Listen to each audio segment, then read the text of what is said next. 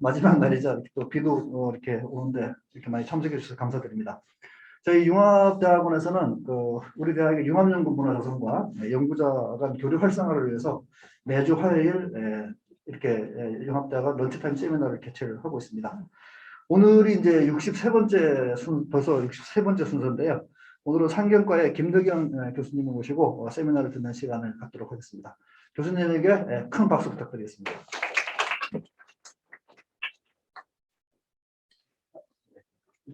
네. 네, 여러분 다시 한번 반갑습니다. 세미나 공지의 제목은 스마트 팩토리 관련된 이야기인데 제가 제목을 조금 바꿨습니다. 제가 영어로 좀 썼는데 그래서 제가 많이 쓰고 있는 용어라서 전혀 내용은 달라지진 않았습니다. 그래서 팩토리 인텔리전스 관련돼서 제 앞에 저렇게 루거헤드 표현하는 거는 디지털 트윈 때문에 있는데 그거 관련해서 오늘 내용 간략히 설명드리도록 하겠습니다. 제조 패러다임부터 일단 간단하게 살펴보면 지금 이런 이야기들 많이 들으셨을 겁니다. 그러니까는 개인 맞춤형 생산, 예전에 이렇게 대량 생산에서 이렇게 개인 맞춤형 생산으로 많이 바뀌고 있다. 바뀐다는 게 대량 생산이 없어지는 게 아니고 그런 추세도 있다 이렇게 생각하시면 되는데 여기서 한 가지 중요한 거는 대량 생산에서 저렇게 개인 맞춤형 생산을 봤을 때 제품 종류가 굉장히 많아진다라고 생각을 하실 수 있는데요. 이론적으로 얘기하면은 제품이 지금 시간에서 많아진다라고만 생각하지 마시고, 그러니까는 우리가 마켓에 갔을 때 종류가 되게 많다 이렇게 생각할 수 있지만 그것도 제품 입장에서는 굉장히 많아진 건데 지금 추세는 어떠냐면 제품이 오늘 있다가요 하나가 있다가 마켓에 갈 때 하나밖에 없어요. 그런데 내일 가면 또 다른 게 생기고 그 다음날 가면 또 다른 게 생기고 이렇게 해서 많아져요. 그래서 한 달 정도를 딱 봤을 때 아까 그 마켓에서 제품이 100개 있었다면 오늘 하루 봤을 때 지금의 이렇게 그 퍼스널라이즈 프로덕션이라는 측면은 하루하루 계속 바뀌는 게 100개가 생긴다는 거죠. 이게 다른 의미로 얘기하면 프로덕트 라이프 사이클이 굉장히 짧아진다는 얘기거든요. 그러니까 오늘 생산하는 공장 입장에서는 100개를 동시에 생산할 수도 있고 아니면 오늘은 어떤 제품 생산하다가 하나만 생산하다가 내일은 다른 제품 생산하고 이렇게 생각할 수 있는 거거든요. 어느 게 더 힘들까 생각해 보는 겁니다. 그러니까는 동시에 여러 개 생산하는 게 힘들까? 아니면 오늘 하나 하다가 내일 또 다른 거 생산하는 게 힘들까? 스마트 팩토리는 지금 후자를 얘기하는 거거든요.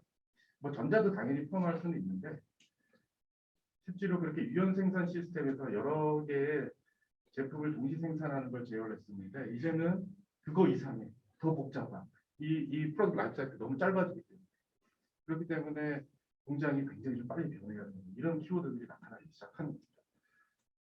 또 하나 이 그림을 보면 뭘 생각할 수 있냐면 아까 제가 대량 생산에서 개인 맞춤형 생산으로 넘어간다고 했는데 어느 순간에 이런 그림 보면요. 우리 왜 자동차도 그렇고 신차 효과라는 게 있지 않습니까? 신차가 딱 하면은 순간 굉장히 그 마켓에서 디맨드가 폭발적으로 늘어나요.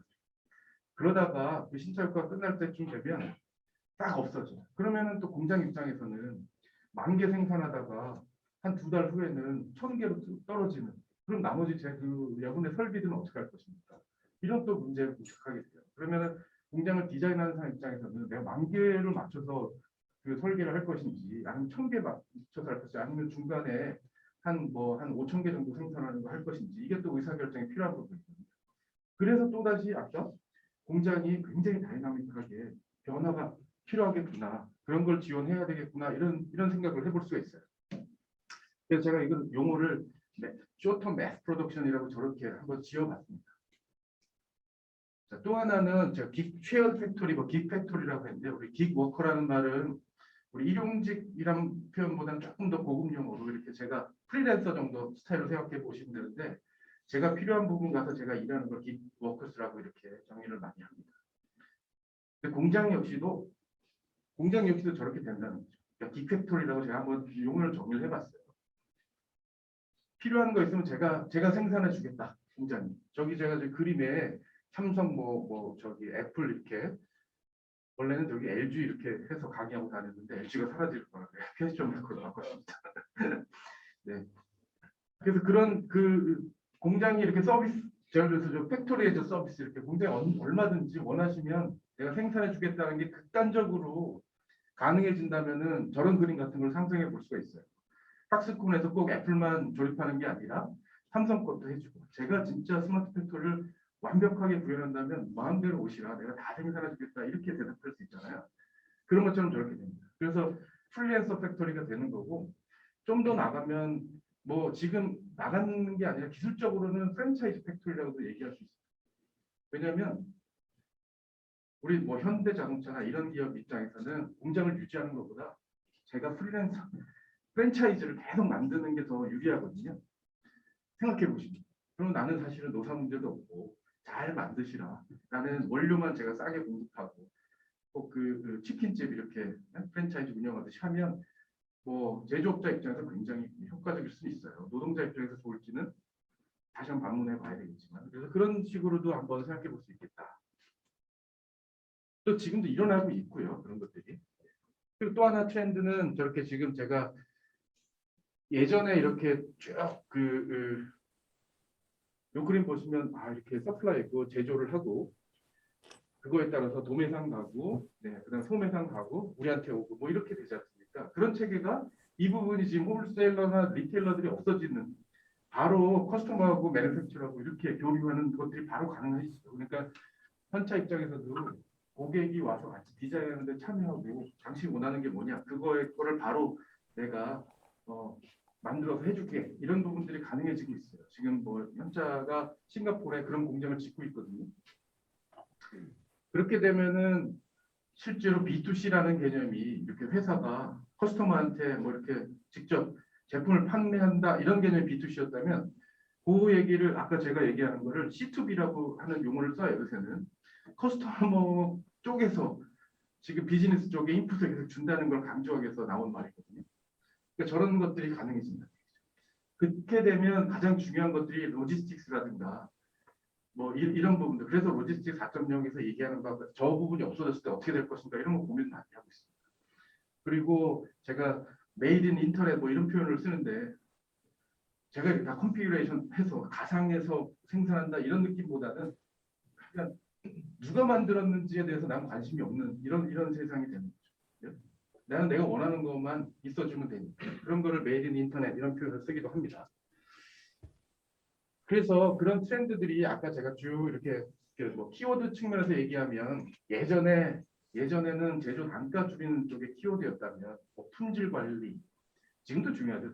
그런 것들이 쭉 이어져 오지만 지금은 조금 더 계속 이렇게 뭐 다이나믹하고 어질러티 측면에서 그래서 제가 좀 3R을 항상 쓰고 있는데 그 고객 니즈에 대해서 그 민첩하게 대응해야 되고 새로운 기술에 대해서도 또 민첩하게 대응해야 되고 그리고 문제에 대해서도 신속하게 대응해야 되니까 저 3R이라는 게 굉장히 중요한 키워드가 될 것입니다. 그래서 그렇게 한번 저런 키워드를 가지고 새로운 제조 패러다임을 한번 맞춰보자라고 할 때 도전은 밑에 저 그림이에요. 제조 단가는 계속 올라갈 수밖에 없잖아요. 그러니까 우리가 대량 생산 하나 설비 딱 만들었고 계속 계속 동일한 제품을 할 때보다 저렇게 다양한 제품을 또 하루하루 바꿔가면서 생산할 수 있는 시스템을 초기 투자한다는 것은 엄청난 ROI 기대해야 되잖아요. 그러니까는 제조 단가를 올라갈 수밖에 없겠다. 그러니까 저거를 어떻게 우리가 새로운 제품을 만들면서 그 새로운 제품을 막 만들면서 단가를 낮출 것인가 이게 사실은 스마트 팩토리 하는 사람의 어떤 뭐 챌린지가 되겠죠. 근데 스마트 팩토리 자꾸 저한테 이제 뭐 정의를 좀 해봐라 이런 얘기를 질문이 많이 오는데 어떤 새로운 기술이냐? 근데 저는 그거에 대해서는 동의하지는 않습니다. 새로운 기술처럼 얘기하고 싶지는 않고요. 예전부터 이렇게 뭐 우리 한 60, 70년대 CM이라는 말 쓰고 린 매니팩처링 저때 나오거든요. 인텔리전트 매니팩처링이라는 말이 80년대 나오고 저널도 그때 나왔는데 저한테 인텔리전트 매니팩처링하고 스마트 매니팩처링의 차이가 뭐냐라고 질문한다면 한 10년 전에 저하고 지금의 저하고 차이를 질문하는 거하고 좀 뭐 비슷하다고 저는 대답하는 거예요. 조금 발전이 있었겠죠 기술적으로. 근데 뭐 어떤 새로운 어디서 탁 튀어서 나오는 기술은 아닐 것이다. 그래서 제가 어떤 유행어라는 측면에서 한 2000년대 그 90년대는 디지털 매니팩처링이라는 얘기도 많이 나왔고 버추얼 팩토리 이런 얘기가 많이 나왔거든요. 그러다가 최근 들어서 한 2000년 후반, 2009년 뭐 8년 요때 스마트 매니팩처링 얘기가 좀 나왔고 제가 그 유럽 공부할 때 그러니까는 이거는 약간 버즈워드 정도로 생각해도 괜찮지 않을까 이렇게 한번 얘기를 해봅니다. 그래서 이런 생산 시스템들 연구가 많이 됐는데 지금에 와서 또 뭐 클라우드 매니팩처링 이야기도 나오고요. 사이버 피지컬 프로덕션 시스템 이런 아주 고급 용어들이 많이 나오지만 그 내부의 핵심 테크놀로지들을 보면 저걸로 과연 진짜 공장을 해볼 수 있을까라는 약간 공상과학 정도 수준의 이야기들이 너무 많은 것 같고 저는 오늘 좀 짧은 시간이지만 전달드리고 싶은 건 정말 그 중에서 쓸 수 있는 것들이 뭘까 좀 고민하는 연구실이거든요. 네, 그 얘기를 좀 많이 얘기 드리겠습니다. 그래서 굳이 제가 논문에 스마트 팩토리를 좀 어떤 공장이다라는 것보다 미션 측면에서 정의라는 게 있어요. 그래서 제가 어떻게 했냐면 아까 그 초반에 인트로를 써머리 해가지고 굉장히 이렇게 그 퍼스널라이즈된 프로덕트를 생산할 수 있는 공장에 하는데 정말 필요로 할 때 고객의 니즈에 딱 맞춰서 그런데 매스 프로덕션 단가로 생산할 수 있는 것 그런 공장 이거를 그냥 제가 한번 스마트 팩토리 정리해달라고 하면 이런 표현을 써서 했었어요. 거기에 이제 그 제가 쓰는 이제 그 공장의 특성을 얘기하는 뭐 이네이블러일 수도 있습니다. 세 가지 키워드를 인텔리전스하고 체인저빌리티하고 커넥티비티라는 측면에서 기술을 개발해야 되겠다라고 하고 있습니다. 물론 마지막에 이 중요한 게 있는데 제조 쪽에서만 얘기를 하고 있는데 사실 여러분 저기 매니팩처링 단가 또 시장에서 성공은 제조 그 라이프 사이클 측면에서 제조 쪽보다는 설계 쪽에서 사실 대부분 결정나거든요. 설계가 잘못되면 제조 아무리 뭐 열심히 해봐야 원래 제품 자체가 그 모양인데 퍼포먼스가 안 나오잖아요.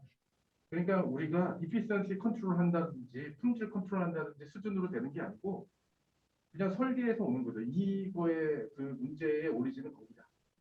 그거에 대해서 대응해야 되니까 제조하면서 제조할 때에 벌써 이건 설계 문제라는 거를 찾아내는 뭐 그런 그 SF적인 공장이 필요하다. 이건 기술적으로 어느 정도 가능합니다. 예를 들면 그 요새 뭐 제조 데이터 가지고 빅데이터 분석들 많이 하잖아요. 그리고 센서 값들 받아가면서 실제로 용접이라든가 몰딩이라든가 하는 거에 컨트롤하면서 최적화 많이 하는데 그때 특별한 쉐입이라든가 어떤 그 머티리얼이 사용하는 머티리얼이라든가 이런 거에서 오리지네이트된 문제들이 많이 발견이 되면 그걸 바로 피드백해주는 이렇게 해서 리버스 프로덕트 라이프사이클 매니지먼트를 제가 이런 용어를 좀 쓰는데 거꾸로 갈 수 있는 그런 체계도 좀 필요하지 않을까 이렇게 생각하고 있습니다. 그래서 그 많은 키워드 중에 시간 관리 좀 해보겠습니다. 저는 그래서 아까 그렇게 신속 공장 변경하고 그 세미나 오늘 주제에서 나왔지만 자율 운영 요 키워드가 가장 필요한 모티베이션이 되겠고 그거에 대한 이네이블러로 인텔리전스, 커넥티비티, 체인저빌리티가 필요하다 이렇게 좀 말씀을 드리겠습니다. 그러면 인텔리전스 뭐냐? 여러분 인텔리전트 매니팩처링하고 차이가 뭐냐? 굳이 뭐 어토노머스 팩토리가 그러면은 저는 이런 표현을 좀 씁니다. 룰 베이스로 if then else로 할 수 있는 거라면 그러면 사실 자동화였고 레코디드 된 거를 플레이하는 거고 그러니까 저거는 가장 초기 단계 사실은 인텔리전스죠. 가장 초기라고 할 수 있을까요? 뭐 e스포츠 시스템이 주로 룰 베이스로 많이 했으니까. 근데 이제 필요한 거는 그 수준이 아니라 제가 만약에 자율주행차를 만들더라도 자율주행 자동차를 만들더라도 룰 베이스로 내가 머신러닝 뭘 써서 비전을 보고서 지금 이건 사람일 것이고 요거는 신호등이고 여기는 무슨 다른 장애물이고 이런 것들은 제가 학습한 결과에 따라서 다 찾아갈 수 있죠. 그런데 만약에 사람이 사람 옷을 안 입고 굉장히 특이한 여태까지 패턴과 다른 걸 가지고 사람이 왔을 경우에 사람으로 인식할 것인가 이건 또 다른 문제잖아요. 그러니까는 그런 의사결정은 저기 즉흥적인 제가 저런 용어를 썼는데 즉흥적인 의사결정이 필요해요. 우리 인간은 그게 사람이라는 거 대충은 알아요. 물론 뭐 트레이닝 엔진을 엄청나게 잘 만들어서 그것도 사람이다라고 똑같이 따라가면 된다라고 주장할 수도 있겠으나 그런 리즈닝이 필요하다. 러닝 이상의 리즈닝이 필요하다. 그래서 저게 저지먼트 베이스 어토노미가 필요하다. 이렇게 제가 얘기를 하고 있습니다. 그리고 또 하나는 우리가 피드백 컨트롤이라는 뭐 시스템 다이나믹 측면에서 피드백 컨트롤 이야기를 많이 하는데 그러면은 우리가 퍼포먼스 매저를 계속 해나가면서 나의 기대치와 맞아떨어지지 않으면 피드백 줘서 파라메타를 여기서 파라메타를 컨트롤한다고 표현을 해보면 여기 바뀌는 거죠. 이런 게 이제 피드백 컨트롤인데 클로즈 룹 컨트롤이기도 하고 실제로 어댑티브 컨트롤이 되려면 중요한 거는 인바이러먼트를 인식을 해가지고 내 컨트롤 알고리즘을 바꿀 수 있어야 되거든요. 일례로 내 자동차가 러시아에서 무슨 러시아 무슨 캄차카 반도에서 운행하던 자동차하고 그때 쓰던 내 제어 알고리즘과 사우디아라비아로 갔을 때 제어 알고리즘은 달라져야 되는 거거든요. 단순히 파라메터만 변경되는 것이 아니라 그래서 필요한 거는 컨트롤 알고리즘에 대한 어저스먼트가 필요하다. 이게 이제 스마트 팩토리에도 들어가야 된다. 그리고 데이터 이거는 뭐 우리 많이 하고 있는 데이터 드리븐 러닝 앤 프리딕션이 가능해야 된다. 이렇게 생각하시면 되겠습니다. 자, 커넥티비티 측면에서는 나 혼자 인텔리전스라는 것은 여러분 정보 없이는 안 되는 거죠. 지금 나 혼자 뭐 독불 장군이 될 수는 없으니까 그 정보를 가지고 내가 해석해야 되니까 나 혼자만의 또 다른 디시전 스테이크홀더하고 또 교신도 해야 돼요. 그러다 보니 그 교신하는 기본적으로 가장 중요한 게 뭐냐? 그럼 표준어가 필요한 거죠. 나 혼자 무슨 어디 아무도 안 쓰는 랭귀지를 사용한다 그러면 교신이 안 되지 않습니까? 영어로 말해야죠. 국제학교 같으면 영어로 말할 수밖에 없는 굳이 영어를 내가 꼭 써야 되냐 이럴 필요는 없잖아요. 그러니까는 여기서도 그런 체계도 랭귀지 측면에서도 그렇고 머신이 자기 자신을 나타내는 아니면 또 다른 머신과 교신하는 뭐 M2M 뭐 커뮤니케이션 프로토콜 뭐 이런 것들도 많이 디파인하고 있지 않습니까? 그런 것들이 표준화가 돼요. 또 하나는 이 표준화 진행하면서 데이터를 우리가 게더링을 하는데 그러면은 막 DB를 스트럭처를 다 바꾸고 다 해야 되느냐? 이거는 사실은 레가시 시스템 우리 포스코 같은 데를 다 코볼로 짜 있는 걸 다 바꾸자 이렇게 되면 안 되잖아요. 그러니까 그거를 그대로 레가시 시스템 두고서라도 뭔가 새로운 지금 디지털 트윈 그 의사결정 체계로 가려면 저런 옐로우 페이지가 필요하다. 어떤 정보가 어디 있는지에 대한 중개 어떤 그 인포메이션 브로커 역할을 해줄 수 있는 레이어가 하나가 필요해요. 그러니까 요거에 대한 것도 필요할 것이다. 근데 그거는 당연히 국제적으로 스탠더다이즈된 어떤 포맷을 사용해야 된다. 요새는 뭐 오피스에도 많이 쓰이고 그거에 대한 확장판도 많이 쓰이고 하니까 저희 연구실에서도 물론 그걸 익스텐드 시켜서 하고 있습니다. 왜냐하면 제가 더 편한 거 하겠다고 이렇게 주장해봐야 표준화는 좀 얘기가 다르니까 다른 사람의 동의가 필요하니까 그래서 스탠더다이제이션 맨 위에 올려놨고요. 그런 정보는 한쪽으로 제가 나는 이제 그 스테이크홀더가 돼가지고 막 센서부터 정보를 받고 누구한테 받고 나 혼자 욕심꾸러기가 아니라 누구든지 다 쉽게 공유할 수 있는 이런 어싱크로너스한 인포메이션 그 디렉션이 나와야 되는 그리고 그 인포메이션을 이제 준비하고 있어야 되거든요. 레디트 서브라고 제가 했는데 아까 옐로우 페이지 측면을 레가시 시스템을 좀 강조하는 게 컸다면 레디트 서브는 오피스 UA라는 게 딴 게 아니라 내가 이 인포메이션 스트럭처 내 이 기계라면 기계 입장에서 내 정보는 이렇습니다라는 걸 다 서버 역할을 해주는 게 지금 장착이 되거든요. 오피스 UA 서버가 그 역할을 해주고 클라이언트 측면에서 그러면은 어떤 식으로 얘가 구성되어 있는지 스트럭처를 다 알기 때문에 언제든지 제가 그 서비스 할 수 있는 정보 측면 누구든지 다 그렇게 공장 내에서는 그 다음에 공장뿐만 아니고 위에 상위 레벨로 올라가서 ERP 레벨까지 올라가서도 그렇다. 이런 것들이 필요하게 되죠. 그리고 디터미니스틱 네트워킹, 이건 뭐 5G, 6G에서 얘기 많이 나오는 건데 내가 만약에 메시지를 보냈다면 그 메시지를 보냈다는 확신뿐만 아니고 전달갈 것이다라는 확신이 들어서야 되는 거거든요. M2M 커뮤니케이션에서는 그거를 지원해 주는 프로토콜이 필요하겠다. 네. 그런 거죠. 절대 인포메이션 로스가 없다. 이런 부분. 그렇기 때문에 뭐 예전에는 우리가 그 시리얼 통신으로 로봇 제어할 때 시리얼 통신으로 뭐 RS234 같은 걸로 제어하고 그랬습니다. 옆으로 빠지고 뒤죽박죽 때문에 안 되니까 지금은 이렇게 이더넷 프로토콜 쓰면서도 저 디터미니스틱 네트워킹이 가능하기 때문에 그런 체계가 더 필요하다. 체인저빌리티 측면에서는 제가 시간이 조금 많지 않아서요. 조금 말을 좀 빨리 하고 있습니다. 양해 부탁드립니다.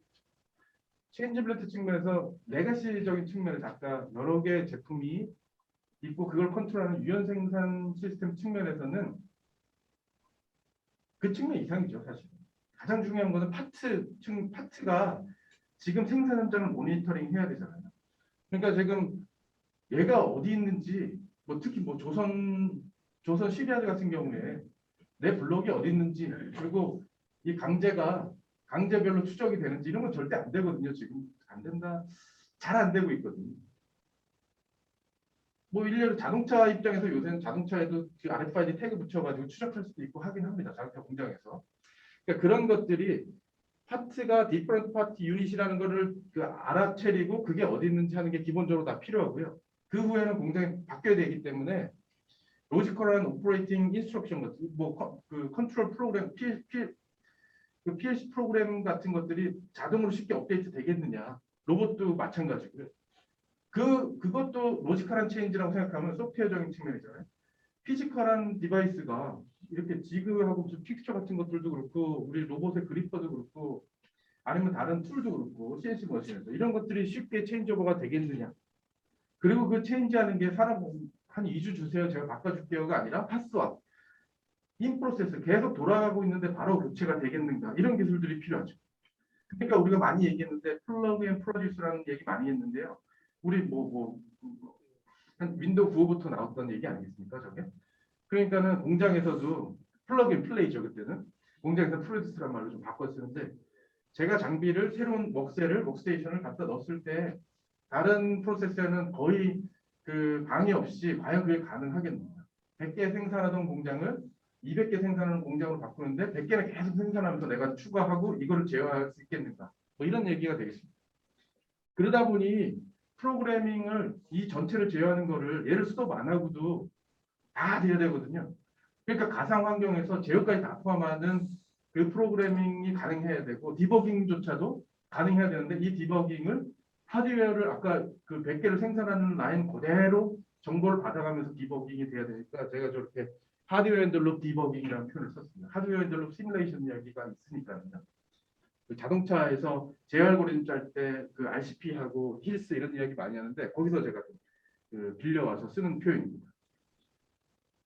자, 네. 그 디지털 트윈이라는 얘기. 왜냐하면 이거를 전 디지털 트윈을 3D 모델로 생각 안 하고 의사결정 체계로 하고 혼자 디파인을 하고 이렇게 사용하고 있거든요. 뭐 쓰는 사람 나름이죠. 뭐 디지털 트윈을 3D 모델로 생각하시는 분이 틀렸다가 아니라 디지털 트윈을 제가 루거헤드 인텔리전스의 메인 엔진 어떤 의사결정 체계로 쓰고 싶은 겁니다. 예전에 디지털 모델은 이렇게 지금 두 개가 리얼 세상하고 디지털 세상하고 끊겨 있을 때 디지털 모델이라고 하고 디지털이 일반적으로 리얼 세상을 이렇게 반영만 하고 있는 거면 섀도우 정도밖에 안 되고 두 개가 뭔가 인터랙션이 이루어져야 트윈이라고 이제 이야기할 수 있거든요. 이론적으로 생각을 해보면 그때 이 인터랙션이 생기는 게 정보만 두 개 싱크 시켜가지고 리얼 세상하고 여기에 보니까 3D 모델인데 동시에 이렇게 움직여 아바타처럼 이거 만들어서 뭐 하겠느냐라는 거거든요. 제가 시니컬하게 항상 그러는데 그럴 바에 그냥 CCTV 쓰자. CCTV가 훨씬 더 정교하다. 디지털 세상이죠. CCTV도 어찌 보면. 그래서 3D 모델로 했을 때 장점을 생각해서 그 디지털 트윈 요새 그 포스코에서도 항상 디지털 트윈 요새 추진을 많이 하고 계시더라고요. 그 얘기할 때 많이 쓰는 겁니다. 그래서 정보만 인터랙션이 되는 게 아니고 실제 제어를 인터랙션 하고 싶은 거거든요. 저는 정보만 해서 뭐 하겠습니다. 그럼 모니터링만 하는 거잖아요.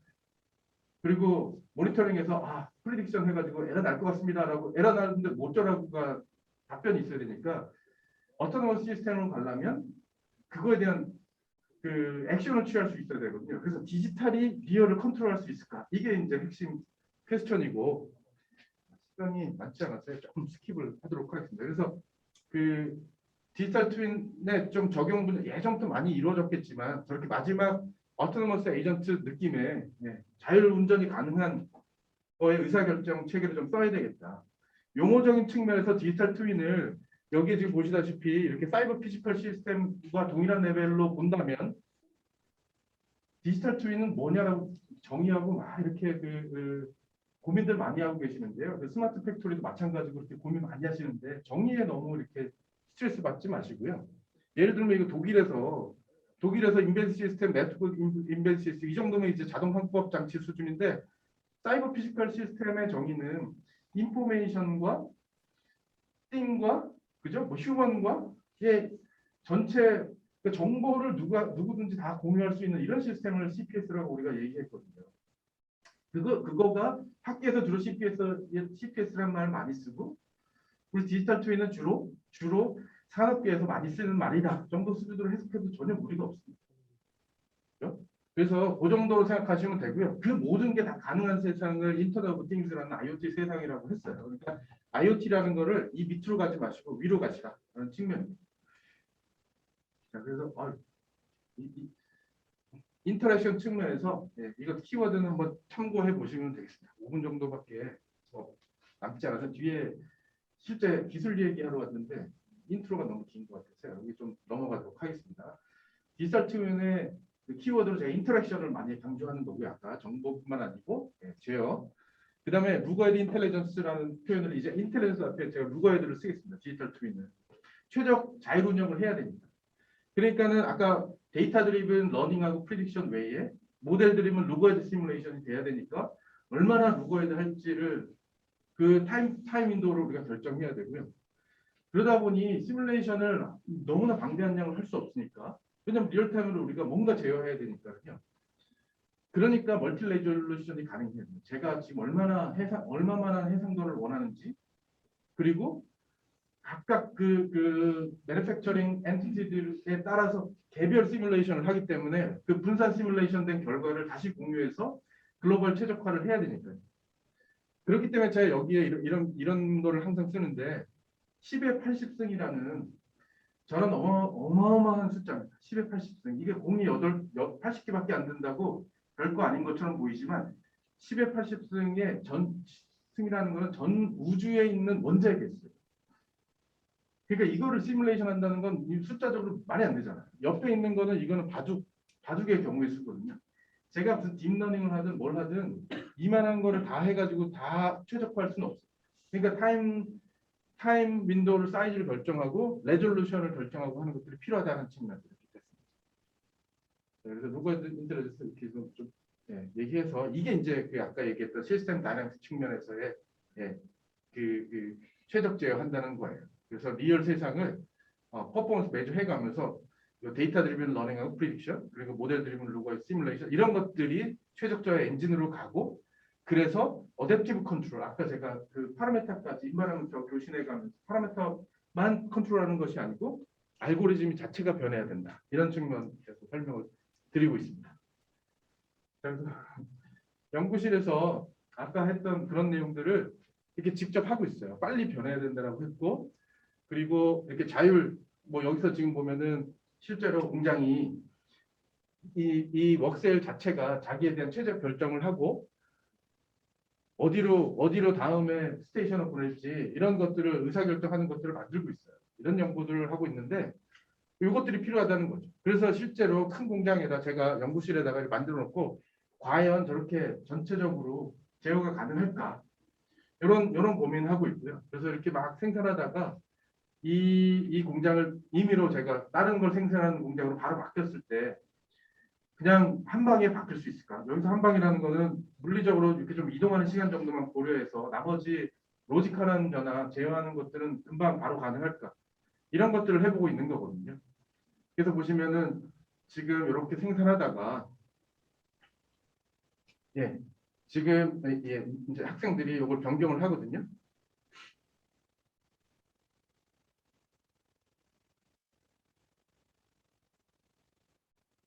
이렇게 해서 조금 저렇게 변경을 하고 있습니다. 그랬을 때 소프트웨어적으로 이 공장을 제어하는 소프트웨어들이 그대로 어떤 거를 생산해야 되는지를 인식을 하고 그 공장 변화한 것도 인식을 하고 해가지고 그냥 바로 다른 거 생산할 수 있게 이렇게 하는 거를 만들고 있죠. 그래서 실제로 그거에 대한 그 커널 측면에서 얘기를 드리면 이렇게 첫 번째 필요한 거는 제가 이제 팩토리 아까 정보 얘기 많이 했었습니다. 그러니까 그 정보를 어떻게 관리할지 쉽게 그 관리할수록 도와주는 이런 소프트웨어 만들고 있어요. 이 자체가 뭐 오피스웨이 그 메커니즘 상위에서 돌아가는 어떤 인포메이션 스튜디오로 생각하시면 되겠습니다. 그리고 또 하나는 그렇게 해서 만드는데 그렇게 해서 만들면 정보 뭐 어떤 그 옐로우 페이지 수준밖에 안 되잖아요. 그러니까는 저 정보를 만들면서 아까 제가 제어하고 인터랙션 해야 된다고 했으니까 실제 필드의 디바이스하고 연결해 주는 부분이 있어요. 그러면 제가 이것까지 정리해 놓으면 이게 이것만 보면 사실 뭔지 모르는데 이것까지 정리해 놓으면 어떻게 되냐면 제가 이 스튜디오에서 이거는 저쪽 부분은 그냥 오피스의 클라이언트 써도 됩니다. 제가 링커라는 걸 만들어 놓으면 이게 그 디바이스 드라이버 래퍼 정도로 생각하면 되는데 제가 실제 디바이스를 컨트롤하는 거에다가 저쪽에다가 그 버추얼로 바꾸면 버추얼 동일하게 이게 왔다 갔다가 가능해요. 그러면 제가 아까 얘기했지 않습니까? 힐스 디버깅이 필요하다라고 하는 거 이렇게 해서 구현하고 있어요. 그러면 실제로 필드 디바이스가 없는데도 불구하고 가상에서 잘 그 제어까지 다 해본 거 시뮬레이션 다 해보고 마지막에 필드 디바이스를 그 인스톨레이션 끝난 후에 거기에 넣었을 때도 동일하게 돌아가는. 마지막 필요한 건 칼리브레이션. 칼리브레이션 필요한 거는 맨 마지막에 제가 어떻게 제어하는지 또 보여드리겠습니다.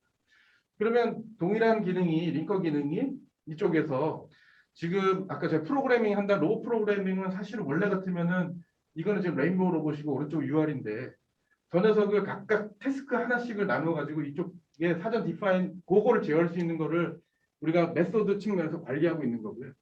그러면 왼쪽 거에 이렇게 제어하고 있던 녀석을 레인보우 로봇을 컨트롤하고 있던 그 태스크 시퀀스가 오른쪽에 UR 로봇으로 바로 넘어갈 수 있게 저렇게 두 개가 그러니까 인터오퍼러블하게 그걸 한번 구현해 보는 거예요. 이게 이 부분 그 전공자가 아니면 저게 뭐 그냥 런하고 있는 수준 아닌가 이렇게 생각할 수도 있는데 각각 그 스텝마다 제어하고 있는 겁니다. 그 UR의 어떤 로봇 프로그램을 운영하는 게 아니고 네, 그렇게 해서 새로운 거를 이쪽 UR에서 프로그래밍 한 거를 프로그래밍이라고 저는 표현 안 하고 무슨 비헤이비어 제너레이션이라는 표현을 쓰는데 그거 자체가 마지막에 나 이번엔 레인보우 로봇 쪽으로 동일한 동작을 하고 싶다라고 하면 레인보우 로봇으로 갈 수 있게 그렇게 하고 있습니다.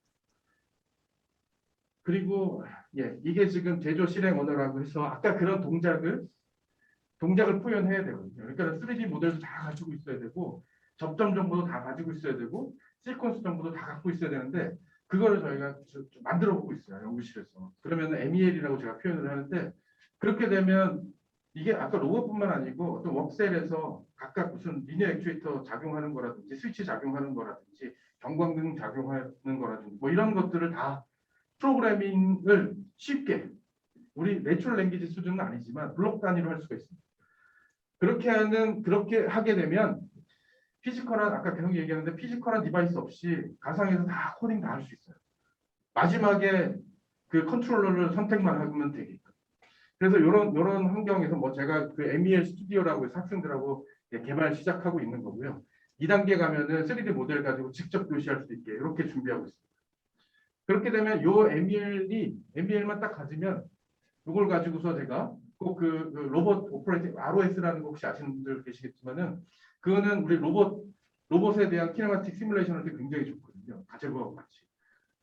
저거 MEL하고 아까 링크하고 다 같이 포함되고 에이전트 기능이 다 되면 실제로 ROS처럼 좀 팩토리 OS가 가능하겠다고 생각해서 그걸 만들고 있고 그게 요 소프트웨어가 그거를 가능하게 하는 첫걸음이 될 것입니다. 그래서 이렇게 해서 이제 컴파일이 가능하게끔 하고 있고요.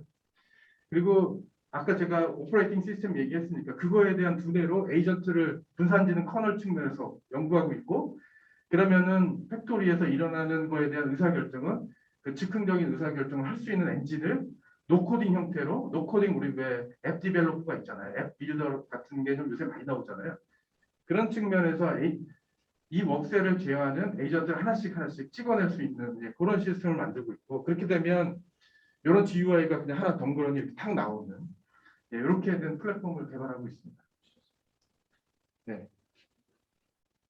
뒤에 그런 그거의 가장 중요한 엔진 중에 하나가 우리 이 교수님도 오셨지만 설비 예지 보전 이야기가 많이 나오죠. 이게 지금 요 부분인데요.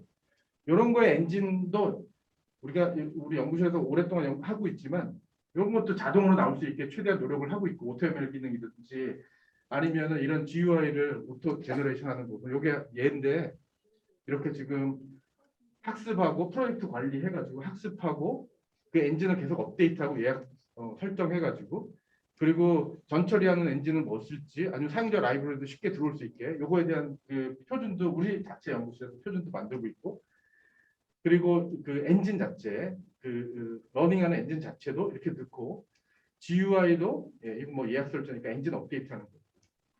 GUI도 쉽게 구성할 수 있게 이렇게 되면 이거 뭐 드래그 앤 드롭을 할 수 있게. 그럼 이 부분이 딱 컨펌이 되면 아까 그 에이전트 엔진에다 딱 인베디 되게 이렇게 하고 있습니다. 그래서 이게 하나의 예로 이렇게 레이저 용접하는 부분에 요건 GUI가 좀 다른 걸 썼는데 학생이 개발한 겁니다. 요건 또 센서 퓨전 램스터 샤프 시어리로 한 건데, 이렇게 해서 센서들 세 개의 센서가 오는데요. 그 리플렉션하고 플라즈마하고 템퍼러처 요 대역대 걸 모니터링 해가면서 지금 요것이 지금 용접 스티치가 레이저 용접인데 똑바로 되고 있는지 안 되고 있는지 컨트롤 해주고, 또 하나 디텍션은 파트의 갭도 에스티메이션 해줘서 그 파트 갭이 좀 커졌으니까 그다음 요거는 뭐 컨트롤 알고리즘에 대한 어저스먼트는 없고 파라메터 제어만 하고 있습니다. 그런 식의 피드백 룹 제어를 하고 있는 그런 소프트웨어도 있고 연구실에. 마지막으로 아까 제가 칼리브레이션이 필요하다고 했는데, 이렇게 로봇 티칭을 가상하게 해서 한 후에 실제로 보면 여기 몇 미리씩 다 다르거든요. 현장은 여기서는 뭐 나이스하고 아이디어란 상황이니까 실제로 제가 설치하면 뭐 조금 나사를 세게 조립하면 그럼 조금 1, 2mm씩은 금방 달라지고, 그게 로봇 측면에서는 1, 2mm가 굉장히 중요하거든요. 반복 동작에서. 그러니까 어떻게 하면 실제는 어떻게 하냐면 저렇게 오프라인 프로그래밍 한 거를 마운트 시킬 때 엔지니어가 가가지고 또다시 거기서 칼리브레이션을 해야 되니까 굉장히 불편하죠. 이거를 연구실에서 자동으로 할 수 있지 않을까 해가지고 사진을 한번 이렇게 동영상을 보시면 되겠습니다. 로봇 프로그래밍 이거는 가제본은 아니고요. 이거 오픈 캐스케이드로 직접 만든 겁니다. 우리 학생이. 이렇게 해서 원래 우리 일부러 틀었는데 그 아이디얼 상황보다 이렇게 이걸 찌그러지게. 그래서 지금 그대로 하면 찌그러지게 들어가는데 요거를 레이저 스캐너로 전체 샷을 포터블하게, 굳이 어디에 딱 그 사전에 정의된 구역에 있지 않아도 됩니다. 그냥 딱 찍으면 여기에 포인트 클라우드 정보를 그대로 들어오게 하고, 요거를 해석해 가지고 파트들, 그러니까 그리퍼 인식하고 로봇 인식하고 해서 얼마나 틀어졌는지 그거를 오토 디텍션하는 알고리즘 요거를 개발을 해 가지고요. 그 후에 로봇 프로그래밍을 또 제너레이션 해야 되니까 여기에 또 인버스 키네마틱이 필요한데 그런 기능도 다 탑재해서, 그러면은 그거 넣어서 다시 프로그램을 업데이트해서 이렇게 하면, 그러면 이게 삐뚤어졌음에도 불구하고 로봇이 이렇게 직선으로 들어가서 그거에 대한 이거 지금 압력셀을 여기 넣어놨는데요. 문제 없이 잡히겠구나라는 걸 이렇게 추적하는 이런 기술도 하고 있습니다. 뭐 재미난 또 기술로는 뭐 이렇게 학생이 우리 학생들하고 같이 하는 게 이렇게 빨리 제가 계속 해야 된다 그랬으니까 로봇 티칭하는데 되게 오래 걸리는데 3D AR 기능 써도 되는데 이건 좀 더 재미나게 하려고 학생이 동작을 이렇게 하면, 우리 작업자가 동작을 하면 여기 오른손 역할하고 여기 지그를 제가 이자유도 더 준 지그를 개발해서 왼손 역할을 하는 걸 보고 요거 조립하는 거를 데모를 하면 그 툴패스를 손의 패스 툴이야 찾아가서 그거에 따라서 로봇 패스를 리제너레이션, 리타겟팅 한다고 하는데 그런 것도 해보고 있습니다. 이건 뭐 메인으로 지금 하고 있지는 않은데 어렵거든요. 그러니까 굉장히 아이디어라는 상황에서는 뭐 쉽게 됩니다. 그 친구는 지금 그 스타트업 만들어서 지금 대구에서 열심히 로봇 회사 하고 있습니다. 네, 이 정도로 오늘 그 제가 준비한 내용은 굉장히 빠르게 지금 진행해서 혹시 소화하시는데 힘들지 않았을까 생각됩니다만은 그렇게 마무리를 하고요. 질문, 응답 이런 시간 좀 갖도록 하겠습니다. 네, 감사합니다. 네.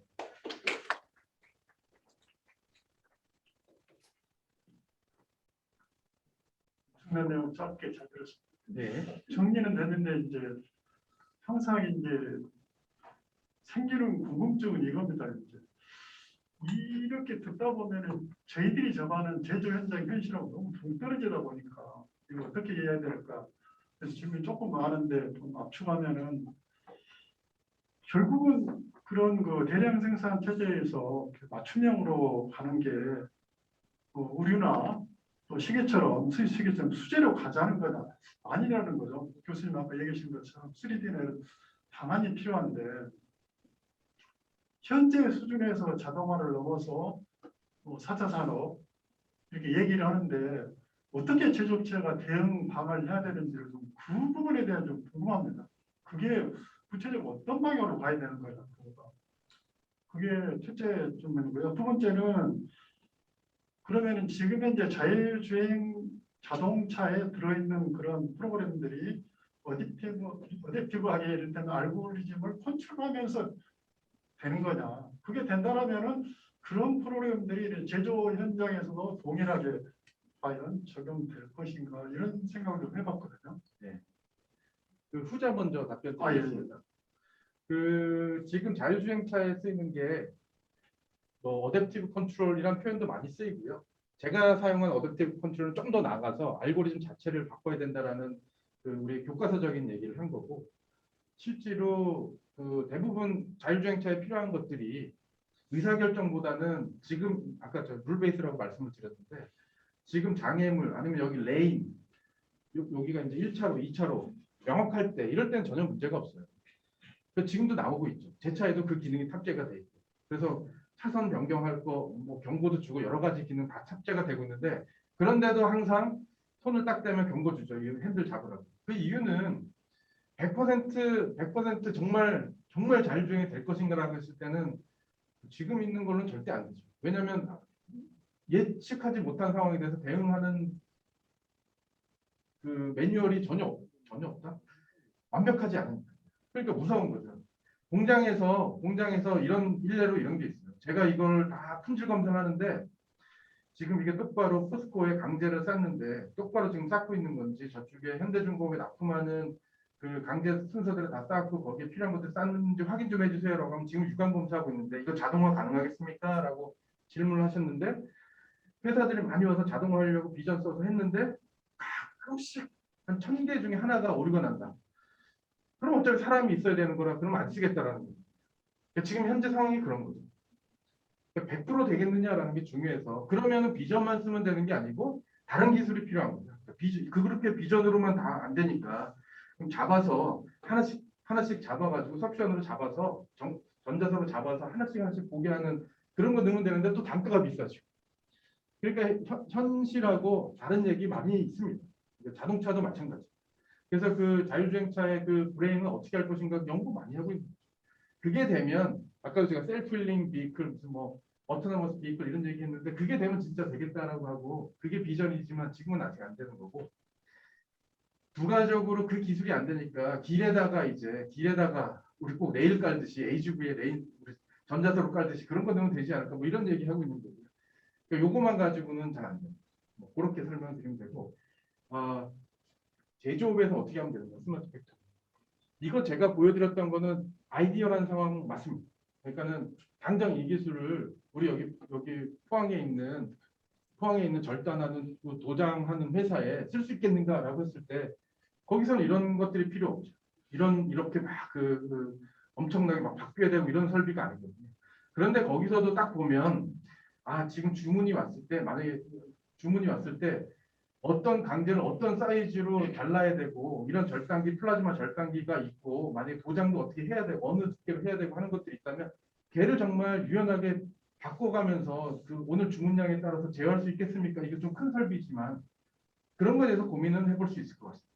포스코 측면에서는 포스코는 특히나 더 그것보다도 더 만약에 그냥 우리 용광로에서 나오는 고로 관리하는 측면에서 얘기한다면 포스코 분하고 얘기하면 이런 얘기하면 포스코하고 전혀 안 맞네요 그러는데, 거기 파메트 제어하고 한 부분은 분명히 우리가 할 수 있는 것들이 있거든요.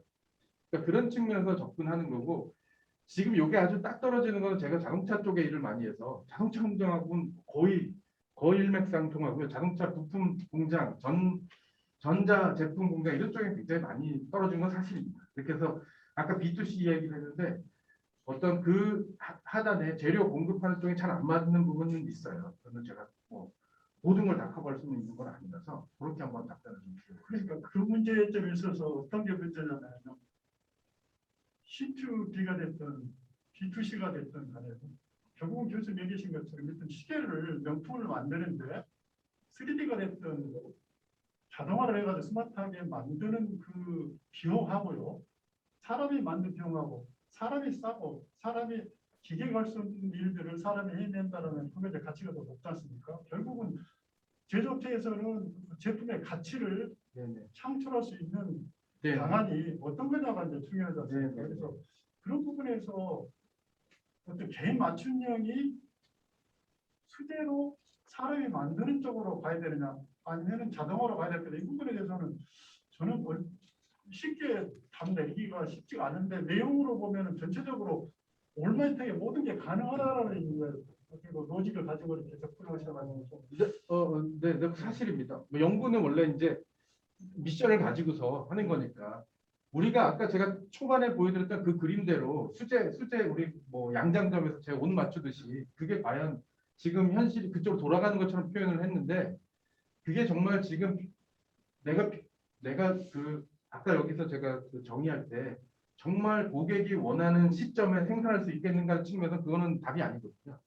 수제 양장점을 좀 한 달 후에 오세요 이럴 수도 있는 거라서 이렇게 자동화했을 경우에 장점을 최대한 살릴 수 있는 분야라면 당연히 자동화하는 거고 그게 아니라면 지금 현장에 작업자가 더 플렉서블리티가 더 강하니까 작업자를 써야 되겠다 그럼 작업자를 쓰는 거죠. 예를 들면 LG전자 같은 경우에 우리 그 LG전자의 그 세탁기의 주위에 고무로 물 새는 거 방지하는 작업이 있어요.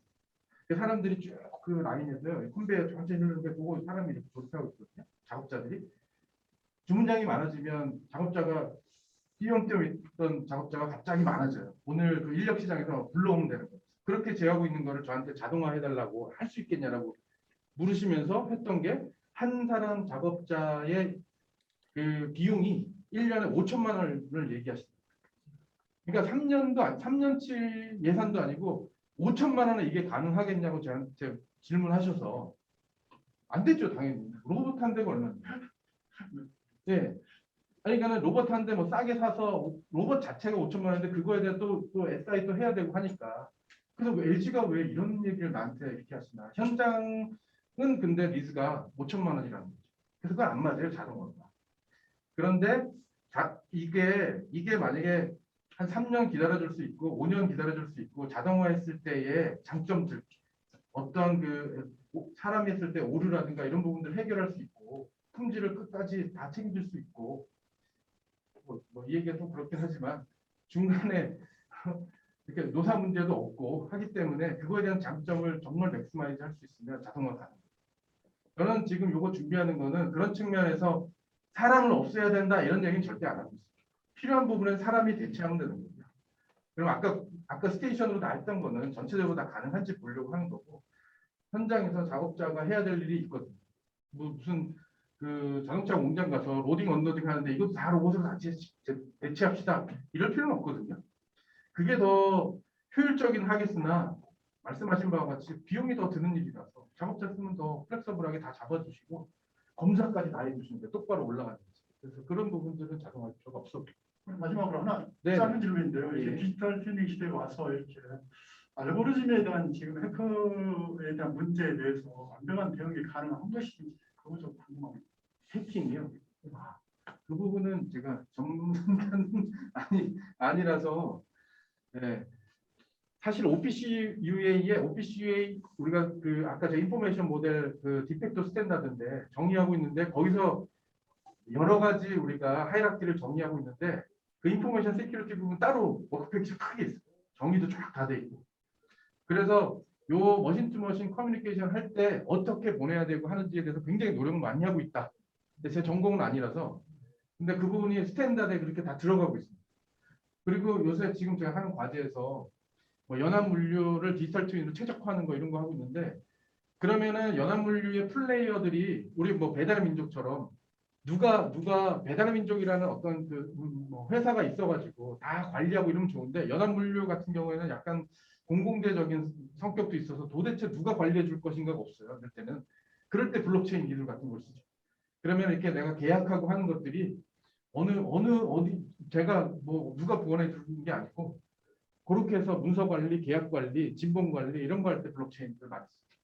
그러니까 그거는 그런 서비스적인 측면 얘기고요. 아까 그 공장 레벨에서는 그런 인포메이션 시큐리티는 그렇게들 많이 하고 있고 IoT 뭐 센서 그래서 IoT를 크게 정의했지만 한국에서 IoT 센서 측면에서 얘기하죠.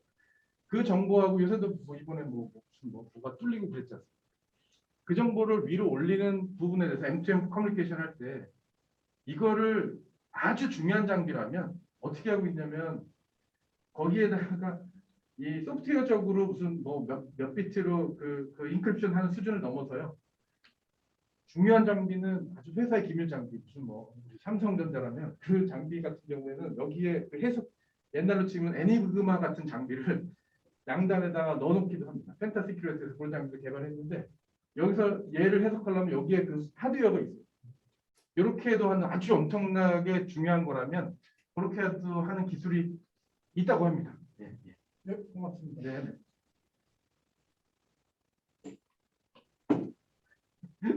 혹시 또 질문 있으십니까? 네네. 네. 질문 있으세요? 네. 네. 네, 더 이상 질문이 없는 거예요. 예. 네, 교수님에게 큰 박수 좀 부탁드리겠습니다. 네, 감사합니다.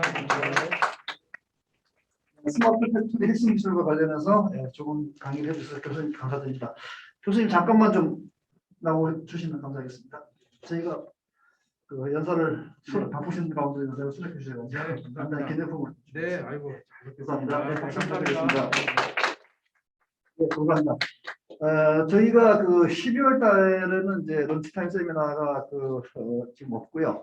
대신에 이제 저희가 12월 16일 날 저희가 그 융합대학원에서 주관을 해서 2021년도 포스트텍 재생의학 심포지움을 이제 개최를 할 예정입니다. 교내회부에 저희가 공지 안내를 드렸는데요. 재생의학 심포지움에 많은 이제 관심과 참여를 바라고 1월 달부터는 정상적으로 또 매주 화요일 날 런치타임 세미나를 진행하도록 그렇게 하겠습니다. 오늘 이렇게 비도 오고 하는데 많이 이렇게 참석해 주셔서 진심으로 감사드리고 교수님 오늘 열강을 해주셔서 너무 감사드립니다. 네, 오늘 모두 수고하셨습니다. 네, 감사합니다.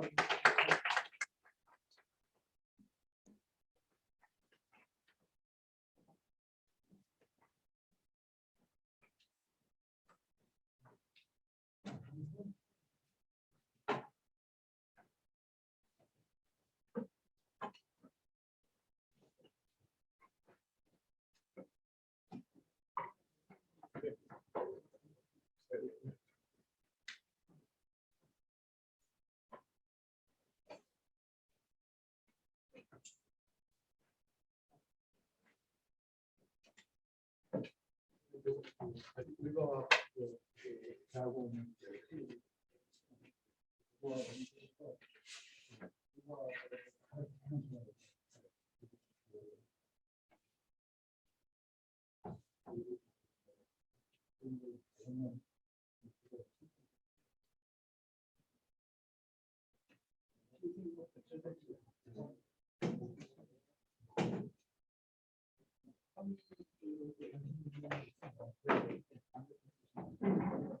온라인으로 내고